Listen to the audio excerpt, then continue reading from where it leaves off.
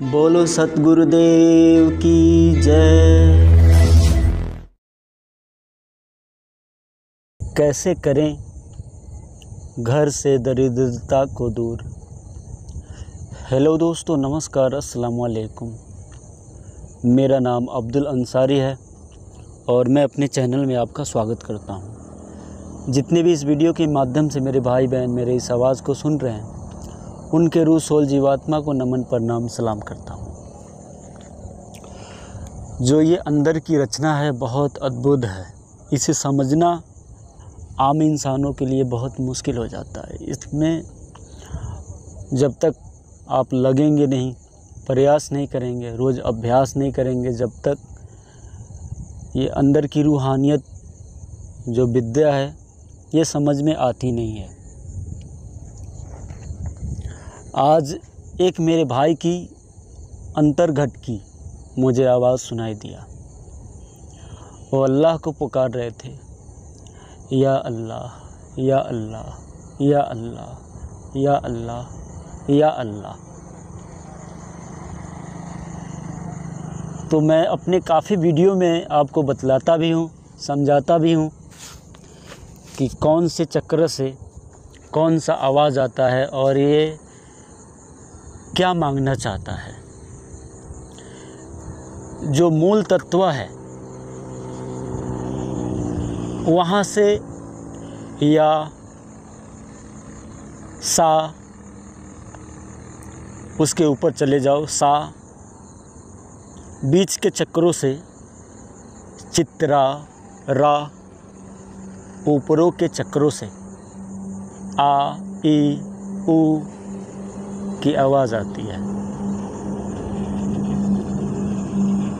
तो अगर आपके घरों में गरीबी पे दूर नहीं जा पा रही है तो इस वीडियो को ध्यानपूर्वक देखो। हो सकता है कि आप विश्वासपूर्वक कर ले जाओ तो आपकी तकलीफ़ शायद दूर हो जाए, क्योंकि मालिक फीलिंगों को देखता है। आपकी फीलिंग क्या है और जो भी आपके ऊपर गलती है, गुनाह है, बोझ है, वो साफ़ कर लो तो आगे से ध्यान रखो कि फिर ना करूं मैं, ये तो फिर बोझ आएगा। तो जो मैं प्रयोग बतलाने जा रहा हूँ ये 17 तत्वों की लिंग साधना मैं यहाँ पे बतलाने जा रहा हूँ। लोग मंदिर में जाते हैं, मस्जिद में जाते हैं, क्या करने के लिए? उस खुदा को खुश करने के लिए, उस भगवान को खुश करने के लिए। उस परवरदिगार ने, उस प्रभु ने, उस परमात्मा ने जिसे हम परमेश्वर कहते हैं, भगवान को, उस खुदा को अपने प्रतिमे के सामने क्यों बिठा दिया? इसलिए बिठा दिया कि मेरी इबादत जो भी करे, मेरा भेद तो उसे बतलाना, और उसको रख दिया गया मूल तत्व में।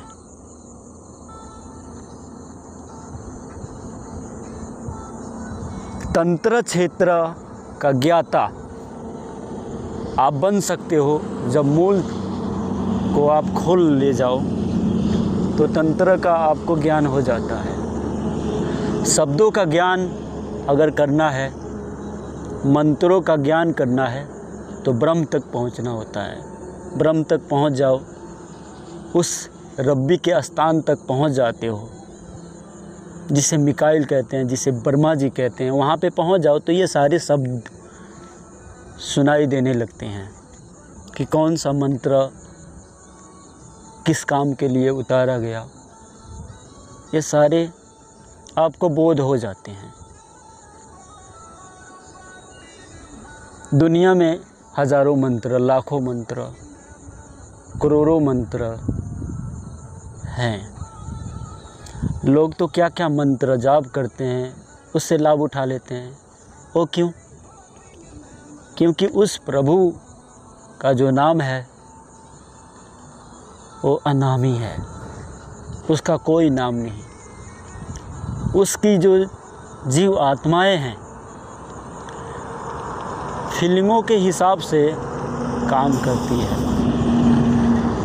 जैसी श्रद्धा, जैसी भक्ति, वैसा फल भी मिलता है। तो मेरे भाइयों, मेरे दोस्तों, अगर आपके घर में दरिद्रता ने वास कर लिया है तो एक मैं यहाँ पे पॉइंट बतला रहा हूँ। आपके घरों में दुर्गंध बहुत ज़्यादा आना, बदबू का रहना, ये गरीबी पय को बहुत ज़्यादा दर्शाता है। जो तमोगुनी ऊर्जा होता है वो किसी भी चीज़ को बहुत ज़्यादा सड़ा देता है, गला देता है, उससे दुर्गंध निकलने लगती है। ये तमोगुनी ऊर्जा कहलाता है।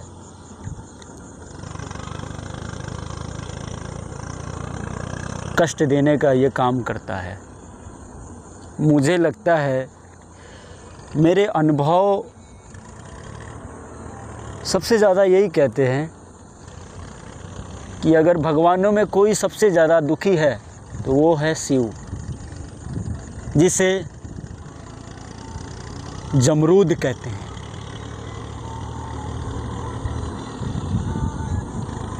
और यहीं से मोहम्मद का दीदार भी होता है। जो मोहम्मद का पहचान है यहाँ पे होता है कि मोहम्मद कितना दुखी है।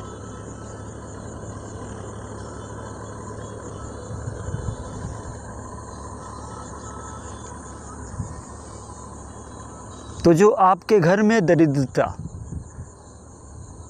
ने वास कर लिया है, खास करके ध्यान रखें कि आपने खाना खा लिया, जो आपके बर्तन हैं उसे साफ़ कर दिया करें। रातों में ऐसे खुला छोड़ देना या कभी भी उसे जैसे मर्जी वैसे इकट्ठा कर लेना, खा लिया, छोड़ दिया, फेंक दिया, उसमें नेगेटिव या जो भी पॉजिटिव ऊर्जाएं होती हैं वो आके निवास कर जाती हैं। हो सके तो अच्छे खाने आप रख दिया करें, पर खाकर बर्तन को ऐसे खुला ना छोड़ें, उसे धो दिया करें। यदि इबादत करते हैं आप,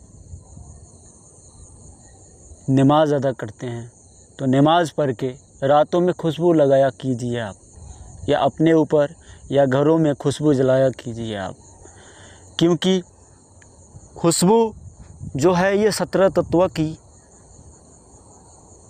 आहार है, इनका भोजन है, इनका खाना है। अगर खुशबू लगा रहे हो तो उनको आप कर्जदार बना रहे हो, अवश्य आपको लाभ दे के जाएंगे। ऐसा नहीं है कि आप किसी को खाना खिलाओ, पानी पिलाओ और वो आपको दुआ भी ना दे। ज़्यादा कुछ नहीं करेगा, आपका नुकसान करे या ना करे, लाभ दे या ना दे, पर आपके रास्ते में वो बाधक नहीं बनेगा। तो इतना काम करें अपने घरों में। दरिद्रता जो है आपके घरों में जल्दी टिकेगी नहीं, भागेगी, खुश होकर भागेगी।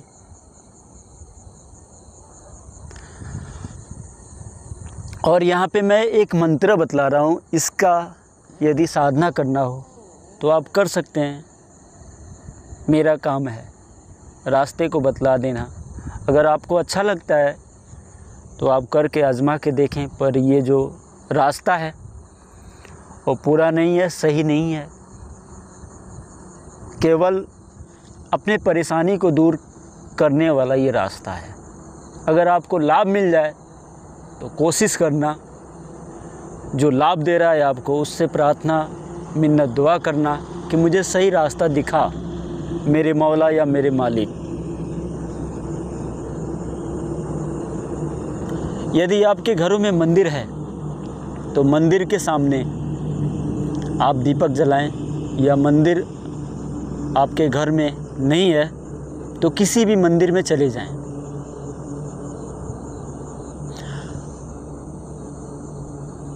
मैंने क्या कहा कि मंदिर के सामने जो भी प्रतिमा होता है, उस प्रभु ने उस चराचर के जीव को कह दिया कि मेरे प्रतिमे के सामने तुझे रहना है, तो उनकी अंश वहाँ पे निवास करती है। और यहाँ से भगवान की आवाज़ आती है या खुदा की आवाज़ आती है।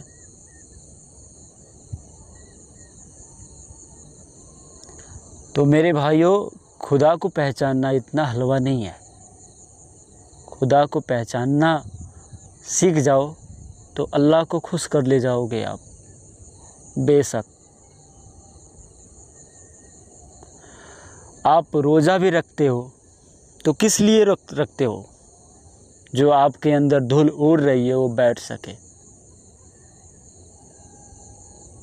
जो ऊर्जा जागृत हो गई है, जो आपको शांत करने नहीं देती है, वो शांत हो सके।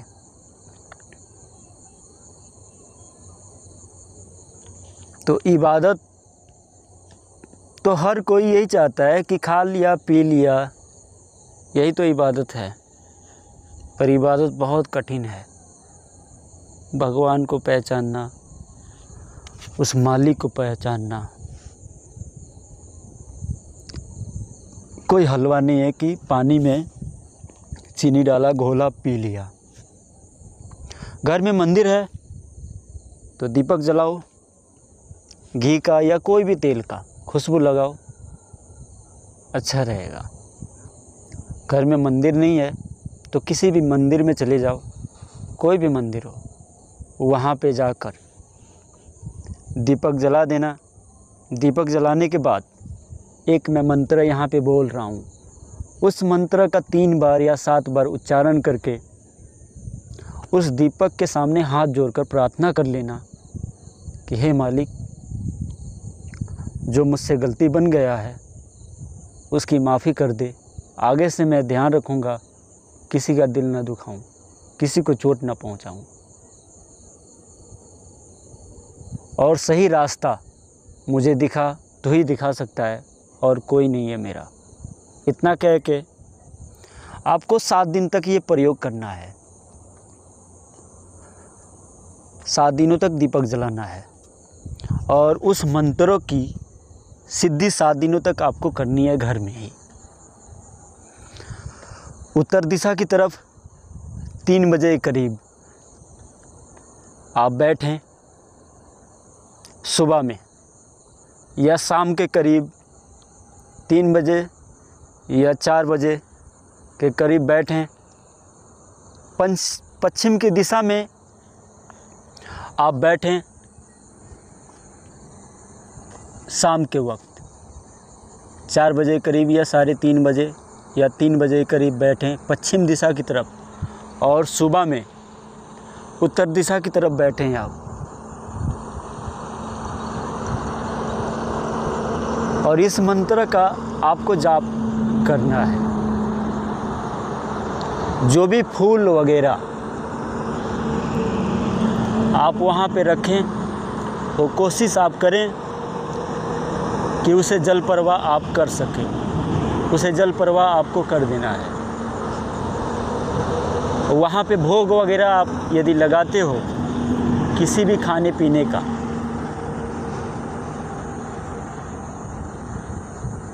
तो उस भोग को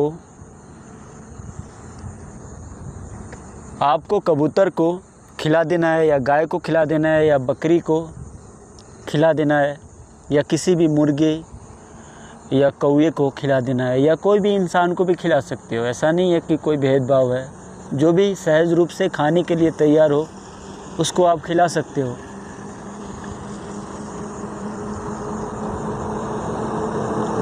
तो कौन सा मंत्र है, ध्यानपूर्वक सुनिए। जो मैं मंत्र बतलाने जा रहा हूँ, ये मंत्र बहुत ज़्यादा आकर्षित करता है। शनिदेव की जो शक्ति होती है, उन शक्तियों को बहुत ज़्यादा आकर्षित करता है ये मंत्र, और चुंबक की तरह खींचता है ये मंत्र। इतना अद्भुत मंत्र है ये। बाकी आप जाप करेंगे तो आपको खुद ही पता लग जाएगा। तो ध्यानपूर्वक सुनिए मंत्र कौन सा है। प्रोम।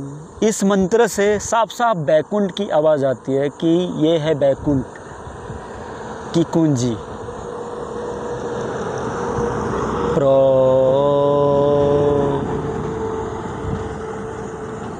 प्रोम बोलना है आपको, प्रोम नहीं बोलना है, प्रोम नहीं बोलना है, प्रोम। इसमें जितने भी चराचर के जीव हैं वो आते हैं। प्रोम कबूतः इनं अन्नं समर्पयामि कल्याणं प्रभु कुरु। यही मंत्र है। चलता हूँ। वीडियो अच्छी लगी तो लाइक सब्सक्राइब करना ना भूलें। अगर आप चाहते हैं कि इस तरीके की वीडियो मैं आपके लिए बनाता रहूं, जो 17 तत्वों की पूजा है वो मैं आप लोगों को खोल के बतलाता रहूं, तो मेरे चैनल को प्लीज़ लाइक करना ना भूलें, सब्सक्राइब करना ना भूलें और दूसरों तक शेयर करना ना भूलें। आपका एक सब्सक्राइब मेरा हौसला बढ़ा सकता है। और अपने लिए तो सभी जीते हैं, दूसरों के लिए वही जीता है जो दूसरों की दुख और तकलीफ़ को समझता है। तो बहुत ऐसे इंसान हैं जो भगवान को, उस खुदा को, उस अल्लाह को कोसते रहते हैं। उनके लिए आप एक सब्सक्राइब या शेयर कर सकते हैं, आपका भी भला होगा। चलता हूँ, फिर मिलता हूँ नेक्स्ट वीडियो में।